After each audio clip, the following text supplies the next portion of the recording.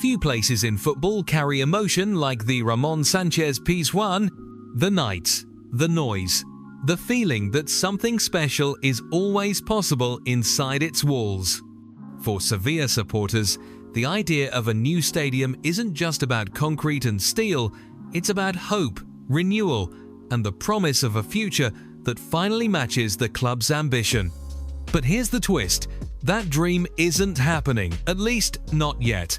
The new stadium everyone is waiting for remains out of reach, and the gap between vision and reality is wider than it first appeared. So, what's really standing in the way? And why does this long-promised transformation keep slipping further down the road? Let's find out in today's episode.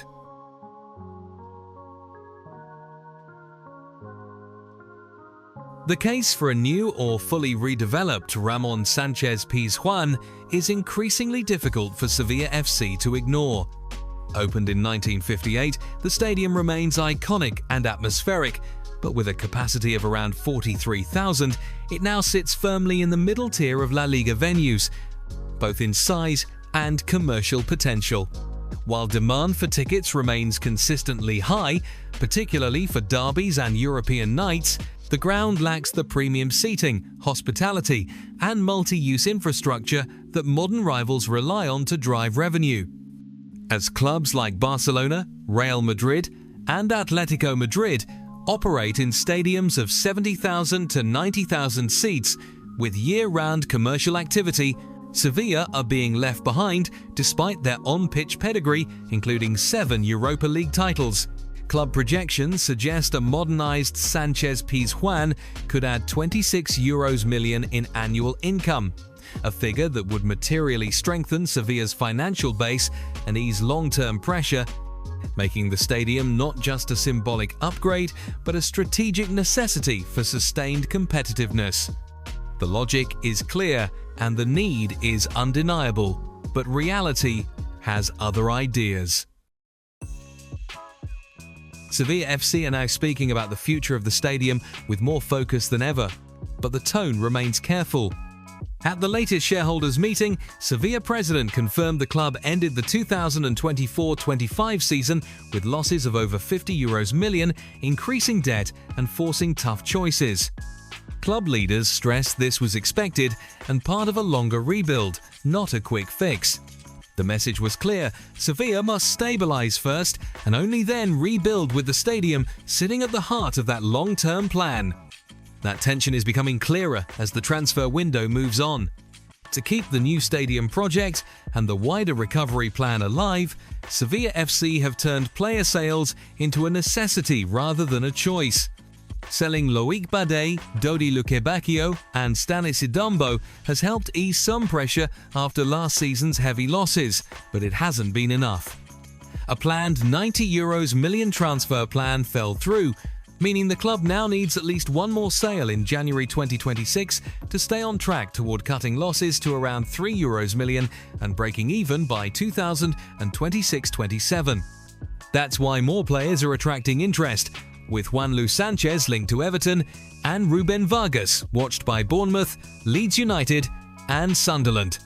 The contradiction is hard to miss. Sevilla sit 14th in the lower half of the table, yet continue to weaken the squad in the name of stability and a stadium-driven future.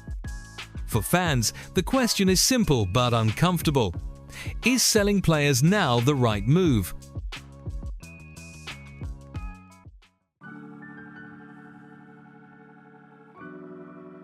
For Sevilla, the clearest solution may not come from selling more players, but from changing what happens at the ownership level.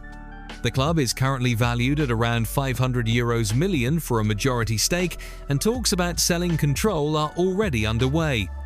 Bringing in new owners, especially ones willing to invest for the long term, could help reduce debt, steady the finances, and protect the new stadium plan, without forcing Sevilla to weaken the team every transfer window. Whether that investment comes from a local business group or a football-led option involving figures like Sergio Ramos, the key point is stability. Sevilla need fresh money that allows the club to cover short-term losses, move forward with the project, and rebuild the squad calmly instead of selling under pressure. Until that happens, the club will keep juggling survival and ambition. With the right owners in place, Sevilla could finally bring its finances, stadium plans, and sporting goals back into line. Club officials confirmed that the new stadium project has already passed 2 major hurdles, with early approval from both the city and regional authorities. For Sevilla, that alone is progress. The timeline is now clearly mapped out. Planning approval targeted for early 2026, design work through the rest of that year, construction tenders in early 2027, and building potentially starting in mid that year. The work would take around 3 seasons, showing just how big and serious the project is. This is no longer a vague idea. It's a step-by-step plan tied directly to the club's recovery. Alongside all of this sits a very real, very practical question: where Sevilla would actually play while the new stadium is being built.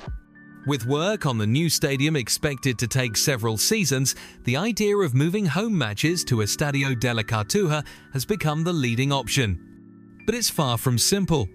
La Cartuja is already being used by Real Betis, whose own stadium delays could keep them there until 2028, and while both clubs are open to sharing, fitting matches into the same calendar would be extremely difficult. All of this highlights the core problem Sevilla face. The new stadium is key to the club's recovery, but reaching that future will require careful timing, compromise, and patience long before the first brick is laid. Thanks for taking the time for us today, guys. See you next time.